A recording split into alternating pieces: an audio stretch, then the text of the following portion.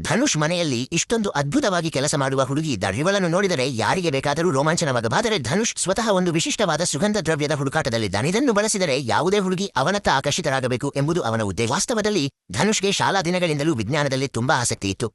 ಅವನ ಈ ಆಸಕ್ತಿಯನ್ನು ಕಂಡ ಅವನ ಪಿಟಿ ಶಿಕ್ಷಕರು ಮಾತಿನ ನಡುವೆ ಒಂದು ವಿಷಯ ಹೇಳಿದರು. ನೀನು ನಿನ್ನ ಸುಗಂಧದಿಂದ ಯಾರಿಂದ ಏನನ್ನು ಬೇಕಾದರೂ ಮಾಡಿಸಬಹುದು ಎಂದು. ಈ ಮಾತು ಧನುಷ್ ಮನಸ್ಸಿನಲ್ಲಿ ಅಚ್ಚೊತ್ತಿತ್ತು. ಅಂದಿನಿಂದಲೇ ಅವನು ಅಂತಹ ಒಂದು ಪರ್ಫ್ಯೂಮ್ ತಯಾರಿಸಲು ನಿರ್ಧರಿಸಿದ್ದ. ಧನುಷ್ ಒಂದು ಕಂಪನಿಯಲ್ಲಿ ಉತ್ತಮ ಹುದ್ದೆಯಲ್ಲಿದ್ದಾನೆ. ಅವನು ಹೋಗುವ ಲೈಬ್ರರಿಯಲ್ಲಿ ಒಬ್ಬ ಹುಡುಗಿ ಅವನನ್ನು ಇಷ್ಟಪಡುತ್ತಾಳೆ. ಆದರೆ ಧನುಷ್ ಅವಳ ಕಡೆ ಗಮನ ಕೊಡುವುದಿಲ್ಲ. ಅಷ್ಟೇ ಏಕೆ, ಅವನ ಮನೆಯಲ್ಲಿ ಇಷ್ಟೊಂದು ಸುಂದರವಾದ ಕೆಲಸದಾಕೆ ಇದ್ದರೂ ಧನುಷ್ಗೆ ಅವಳಲ್ಲಿ ಕಿಂಚಿತ್ತೂ ಆಸಕ್ತಿ ಇಲ್ಲ. ಆದರೆ ಧನುಷ್ನ ಮಾವ ಮಾತ್ರ ದಿನಪೂರ್ತಿ ಆ ಕೆಲಸದಾಕೆಯ ಜೊತೆ ಹರಟೆ ಹೊಡೆಯುತ್ತಿರುತ್ತಾರೆ. ಧನುಷ್ಗೆ ಒಂದು ಹುಡುಗಿ ಎಂದರೆ ತುಂಬಾ ಇಷ್ಟ. ಅವನ ಜೀವನದಲ್ಲಿ ಹುಡುಗಿಯರಿಗೇನೂ ಕೊರತೆ ಇಲ್ಲ.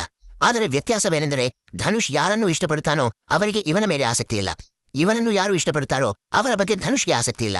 ಈಗ ಧನುಷ್ ತಯಾರಿಸುತ್ತಿದ್ದ ಆ ಪರ್ಫ್ಯೂಮ್ ಬಹುತೇಕ ಸಿದ್ಧವಾಗಿದೆ. ಇಂದು ಬೆಳಿಗ್ಗೆ ಕೆಲಸದಾಕೆ ಪವಿತ್ರ ಮನೆಗೆ ಬಂದಾಗ ಧನುಷ್ ಶುಚಿಗೊಳಿಸುವ ಸ್ಪ್ರೇ ಬದಲಿಗೆ ತಾನು ತಯಾರಿಸಿದ ಪರ್ಫ್ಯೂಮ್ ಅನ್ನು ಬಟ್ಟೆಯ ಮೇಲೆ ಸಿಂಪಡಿಸಿ ಇಡುತ್ತಾನೆ. ನಂತರ ಅವರಿಗಾಗಿ ಬಾಗಿಲು ತೆರೆಯುತ್ತಾ ಪವಿತ್ರ ಒಳಗೆ ಬಂದ ತಕ್ಷಣ ಆ ಸ್ಪ್ರೇಯನ್ನು ತನ್ನ ಕೈಗೆ ಹಾಕಿಕೊಂಡು ಅದರ ವಾಸನೆ ನೋಡುತ್ತಾ. ಆದರೆ ಇದರಿಂದ ಅವಳ ಮೇಲೆ ಯಾವುದೇ ಪರಿಣಾಮ ಬೀರುವುದಿಲ್ಲ. ಅವಳು ಮಾಮೂಲಿಯಂತೆ ಟೇಬಲ್ ಸ್ವಚ್ಛಗೊಳಿಸಿ ಅಲ್ಲಿಂದ ಹೊರಟು ಹೋಗುತ್ತಾ. ಧನುಷ್ ಅಂದು ರಾತ್ರಿ ಮತ್ತೆ ತನ್ನ ಪರ್ಫ್ಯೂಮ್ನಲ್ಲಿ ಕೆಲವು ಬದಲಾವಣೆಗಳನ್ನು ಮಾಡುತ್ತಾನೆ. ಮರುದಿನ ಪವಿತ್ರ ಬಂದಾಗ ಮತ್ತೆ ಅದೇ ರೀತಿ ಬಟ್ಟೆಯ ಮೇಲೆ ಸಿಂಪಡಿಸಿ ಕಾಯುತ್ತಾನೆ.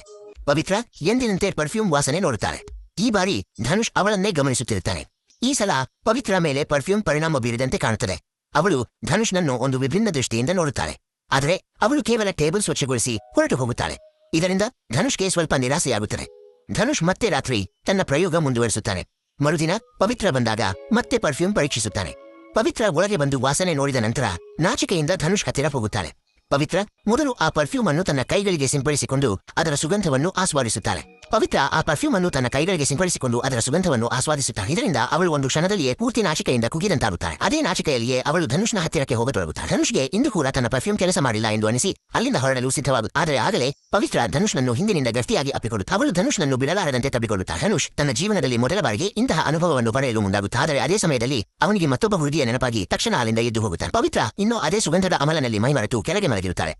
ಧನುಷ್ ಅವಳ ಮೇಲೆ ನೀರು ಚಿಮುಕಿಸಿ ಅವಳನ್ನು ಎಚ್ಚರಿಸುತ್ತಾನೆ. ಪವಿತ್ರ ಸ್ವಲ್ಪ ಕಟ್ನೆಗೆ ಬಂದಾಗ ಧನುಷ್ ಉಲ್ಟಾ ಅವಳನ್ನೇ ಪ್ರಶ್ನಿಸುತ್ತಾನೆ. ಇದೆಲ್ಲ ಏನಿತ್ತು ಎಂದು. ಪವಿತ್ರ ತಾನೇ ನಾಚಿಕೆಯಿಂದ ತಲೆ ತಗ್ಗಿಸಿರುತ್ತಾಳೆ. ಅವಳು ಏನು ತಾನೇ ಹೇಳಲು ಸಾಧ್ಯ?